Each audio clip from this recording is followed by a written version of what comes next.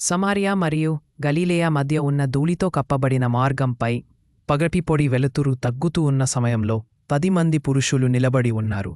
వారు కుష్ఠులు, సమాజం నుండి విసర్జించబడినవారు, చిందించిన పట్టలు ధరించినవారు, బాధతో ముద్రించబడినవారు. వారు యేసును సమీపిస్తున్నట్టు చూసినప్పుడు వారి హృదయాల్లో ఆశ చిగురించింది.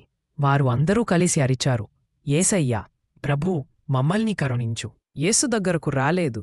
ఆయన వారికి కరుణతో చూశాడు మరియు సాదాసీదాగా ఇలా చెప్పాడు, పోయి మీరును యాజకులకు చూపించుకొనుడి. వారు నడుచుకుంటూ వెళ్లుతుండగా ఒక అద్భుతం జరిగింది.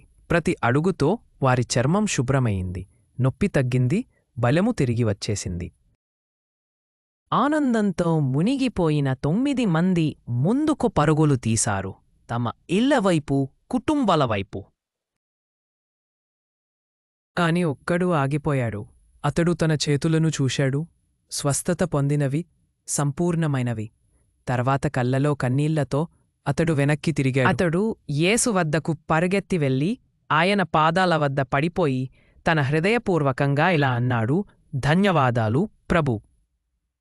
10 మంది స్వస్థ పొందారు, కాని ఒక్కడే తిరిగి వచ్చాడు. శుద్ధి కోసం మాత్రమే కాదు, సంపూర్ణంగా అవ్వడానికి.